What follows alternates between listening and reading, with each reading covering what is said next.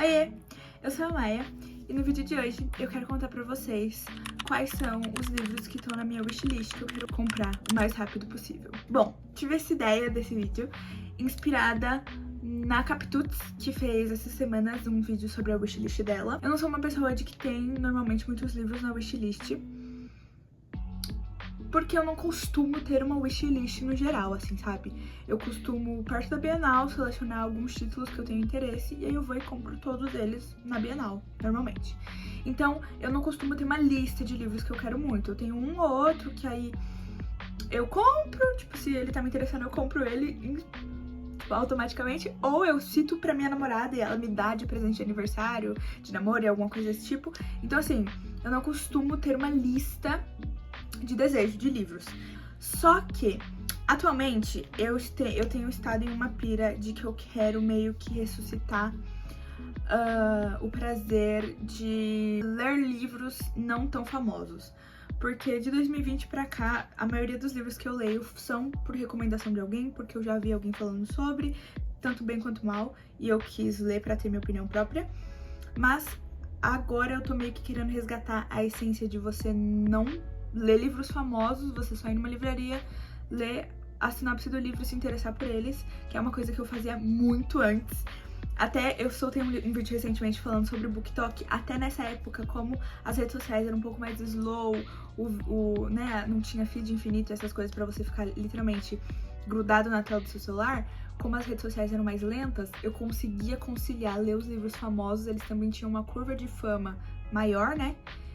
Conseguia conciliar ler livros famosos com livros que eu simplesmente ia na Americanas, via lá, lia a sinopse, me interessava e pegava pra ler, sabe? Era muito mais fluido conciliar esses dois âmbitos. Hoje a gente tem muitos influencers literários, né? Muito mais do que a gente tinha naquela época. Eu tô comparando essas épocas porque eu acho que são marcos muito grandes nas comunidades literárias, né? Mas hoje em dia a maneira como a gente consome conteúdo de livros ficou muito diferente. E, consequentemente, acompanhar tudo que tá saindo, tudo que tá famoso, é muito mais difícil. E eu meio que fiquei presa nesse loop recentemente, esses últimos 5 anos, né? Lendo apenas coisas que vinham até mim, recomendações que chegavam até mim, não coisas que eu ia atrás. Enfim, esses livros aqui, eu, na minha bolha de influenciadores que eu acompanho e tudo mais, nunca vi nenhum deles sendo citados. Eu achei eles por acaso na Amazon, né? A Amazon virou minha grande livraria, assim, de ficar buscando e catando referências dessas coisas. Enfim, pode ser que eles sejam muito famosos em um nicho muito específico de book influencers muito cults, mas eu não consumo essas bolhas. E aí eu comecei pra tentar me reconectar com isso, de não consumir só coisas que chegam até mim e ir caçando, fuçando livros que me interessam. Eu acabei desenvolvendo uma lista de desejos, porque é isso, antes eu não tinha... Eu desejava um livro, comprava, lia, via o próximo livro que estava no hype pra mim ler também, junto com todo mundo. E agora eu vou tentar comprar todos esses, né, que é uma lista um pouco longa. Vamos lá. Estou aqui munida do meu iPad, meu belíssimo, porque é mais fácil de olhar por aqui, né? E, enfim, vamos lá. O primeiro livro que eu separei aqui, que está na minha wishlist, é Lutas e Metamorfoses de uma Mulher, do Eduardo Luiz. E, assim, esse livro aqui eu tenho uma história engraçada. Eu fui na livraria Travessa, quando eu tava em São Paulo, e eu vi, tinha uma pilha muito grande de livros desse autor, que eu nunca tinha nem ouvido falar, e são livros todos fininhos, essas coisas.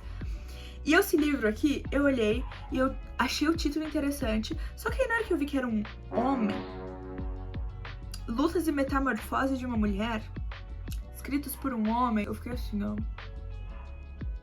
não sei não, hein? Enfim, assim, as resenhas desse livro aqui na Amazon são bem boas. Aqui na sinopse dele na Amazon, eles falam isso aqui, ó.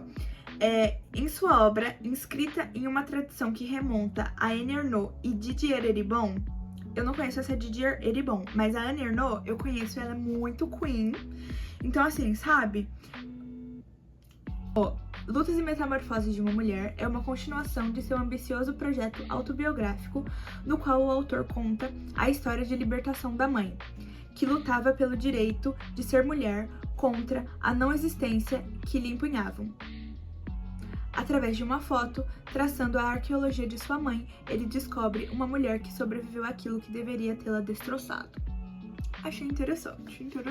Outro que eu me interesso muito em ler, que também foi achado assim na vida, por mim, foi Em Outra Vida Talvez, da Taylor Jenkins Reid. Obviamente, né, que eu já li Os Sete Maridos de Evelyn Hugo, já li Daisy Jones and the Six, tem o Carrie Soto, se eu não me engano, no meu Kindle, mas eu não li ainda. Enfim, mas eu me interesso um pouco por livros dela que não habitam esse ecossistema da fama, assim, por assim dizer. E esse aqui, eu achei ele na Americanas, aqui da minha cidade, a Maioral. E ele me interessou muito. E eu falei, nossa, eu nunca tinha visto a capa desse livro. Vi que era da Taylor Jenkins Reid e eu fiquei, caralho, não costuma chegar livros que não sejam dessa bolha dos famosos dela pra mim. E aí eu falei, li a sinopse, que me interessou muito. A sinopse dele é assim: Hannah Martin tem quase 30 anos e ainda não encontrou seu lugar no mundo. Ela já morou em Boston, Washington, Portland, Seattle, Austin, Nova York e agora está de volta a Los Angeles. E acha que é em sua cidade natal, perto de Gabi, sua melhor amiga, que vai conseguir superar uma grande decepção amorosa e finalmente colocar a vida nos trilhos. Para comemorar a mudança, nada melhor do que reunir velhos amigos num bar. E é lá que Hannah reencontra Ethan, seu ex-namorado da adolescência. No fim da noite, tanto ele quanto Gabi lhe oferecem uma carona. Será que é melhor ir embora com a amiga? Ou ficar até mais tarde com Ethan e aproveitar o restante da noite? A vida é feita de escolhas. A questão é se a escolha de Hannah será capaz de mudar o seu destino. Eu lembro que é, tipo, literalmente isso. Conforme a escolha dela, se desdobram dois caminhos na vida dela do que poderia ter acontecido. Um, que é o caminho se ela fosse embora com a amiga dela, e outro se ela ficasse com o ex-namorado dela no bar. Literalmente, a gente vai acompanhar esses dois pobres. E eu já citei aqui antes desse canal, eu amo coisas sobre linhas do tempo. Eu sou obcecada por possibilidades e como as nossas escolhas influenciam pra onde a nossa vida vai andar e essas coisas. E esse livro me interessou muito por conta disso. O próximo é De Onde Eles Vêm, do Jefferson Tenório. O Jefferson Tenório, ele é muito famoso por conta do Avesso da Pele, né? E esse livro, se eu não me engano, é o mais novo, o último lançamento dele. E assim, gente, esse livro aqui, eu tenho o Avesso da Pele no meu carrinho da Amazon há uns bons tempos, que eu não comprei ainda. E, consequentemente, acho que por isso a Amazon me recomendou esse. E eu falei, nossa, é um livro novo dele. Fui ler a sinopse e eu fiquei obcecada. Esse livro me interessou muito, porque a temática central dele é sobre cotas. O personagem principal do nosso livro entra na universidade através de cotas, só que ele precisa trabalhar. É uma universidade pública, normalmente elas são integrais, né? E por conta disso, ele acaba percebendo que as cotas só fazem com que você entre na universidade, não que você saia delas. Elas não te dão estabilidade pra você ficar lá dentro. Não são bolsas que te auxiliam no deslocamento de que você precisa ter até a faculdade, ou até em botar comida na mesa pra sua família mesmo. Porque se você tá entrando por conta de cotas, é porque você tem uma deficiência perante o sistema que você precisa daquele auxílio pra estar lá dentro. E se aquele auxílio só te coloca lá dentro, mas não te ajuda a se manter lá, do que ele serve, sabe? Eu sinto que é muito sobre essa discussão esse livro. É um assunto que me interessa muito e que me toca, porque eu fui uma aluna cotista no vestibular, né? E, infelizmente, esse assunto foi o que pesou pra mim decidir se eu iria ou não prestar uma faculdade pública, porque, infelizmente, pra mim foi muito mais barato ficar na minha cidade e pagar uma faculdade aqui do que todo o custo de vida que eu ia ter em uma outra cidade, mesmo que a faculdade fosse de graça, sabe? Essa discussão eu acho muito interessante e acho muito válida de se ter. E esse livro, puta que pariu, não vejo a hora de ler. Outro livro que eu quero muito ler é Porteira 9. Esse aqui vai contra tudo que eu falei. Esse aqui eu não achei esse livro, não foi a Amazon que me recomendou, nem eu que procurei por ela e achei. Esse veio até mim pelo meu amado Lucas Barros. O Lucas Barros e a Joanne Books são os meus dois booktubers preferidos no momento, que eu sei que eu posso confiar cegamente em todas as recomendações deles. De tudo isso que eu falei no começo do vídeo, que é muito difícil ficar sendo só levado pelo algoritmo, etc. Pro Lucas Barros e pra Joanne Books não se aplica pra mim. Quando é com esses dois, o algoritmo entrega coisa de muita qualidade, sabe? Enfim, esse Porteira 9, ele é muito interessante. O Brasil do futuro se divide entre quem é dono da comida e quem implora por migalhas. Diane vive em Porteira 9, uma metrópole de oprimidos e esfomeados no litoral do Brasil. A cidade nasceu após a construção da Cerca, uma muralha de 100 metros de altura idealizada pelos fazendeiros governantes do Brasil. Sua função é isolar o interior verde e bucólico do litoral, cinza e abarrotado de ex-brasileiros e refugiados. Diane é uma pedreira de demolição, sem paciência, que usa com orgulho sua brutalidade para enfrentar aqueles que controlam o acesso à comida. Seu destino se entrelaça ao de Vladimir e Manuela, de forma inesperadas. Vladimir é um homem perdido que cava um túnel clandestino na cerca para fugir de sua vida em Porteira 9. Manuela é uma jovem ingênua da elite fazendeira que vive a vida perfeita no interior do país, sem imaginar o quão frágil é a perfeição. Porteira 9 é uma história de união e revolta em um Brasil como você nunca viu, mas consegue imaginar. É basicamente uma distopia brasileira. E é sempre isso, né? A distopia conta uma realidade muito longe, que normalmente vem depois de uma guerra e é a solução para aquela sociedade destruída, mas que, infelizmente, coisas que são banais e normalizadas nessa sociedade futurística e completamente idealizada tocam nas realidades que a gente vive hoje. E quando ele citou esse livro aborda tópicos de inteligência artificial e no quesito como ela emburrece toda essa população privilegiada, isso me interessou de uma maneira muito profunda. Por quê? Esses dias mesmo eu tava vendo no Twitter que agora esses lugares de PDF, essas coisas, estão dando um sumário do texto que você vai ler. Então é um resumo automático feito pela inteligência artificial do texto. E é nessas pequenas coisas que eu vou vendo que, galera, a gente tá ficando meio fudido. E nesse livro, a inteligência artificial evoluiu para um nível tão grande que foge do nosso controle. Que, pelo que o Lucas falou, as casas são controladas por inteligência artificial. As pessoas não sabem mais ler nem escrever porque elas acham que isso é inútil para a realidade delas. Que são coisas que pra gente são inimagináveis, como que você existe em uma sociedade que você não lê nem escreve, mas entende que no futuro vai ser comum. Isso a gente já tá vivendo hoje, em pequenos passos. Porque que eu vou procurar no Google, eu vou me dar o trabalho de ler tudo que o Google tá me dizendo, de ir atrás ativamente de sites pra respaldar a minha dúvida, se eu posso só perguntar pro ChatGPT, ele me dá tudo mastigado. Entende? Que é nesses momentos que a gente vê. O outro que eu quero ler muito é O Rio que Me Corta por Dentro, porque puta que pariu, Paulo Hatz, só falta distribuir esse livro nas ruas, comprar todos os lotes e distribuir de tanto que ele tá panfletando, e com razão, né, foi ele que trouxe o livro pro mainstream, vamos assim dizer, né, pras editoras tradicionais. E assim, esse livro me interessa muito pelo hype de Paulo. Paulo Hatz, que é uma rata chata, que não gosta de nada, ter ovacionado esse livro, um livro independente, me interessa muito, me instiga muito. Em Carrasco, lugarzinho perdido no sertão cearense, Cícero passa a infância à espera. A mãe, a Nessi, trabalha como empregada doméstica na capital e volta apenas uma vez por ano, sempre em dezembro, para a terra que tanto a machucou e para o filho. E são nesses poucos dias que o garoto deságua em amor.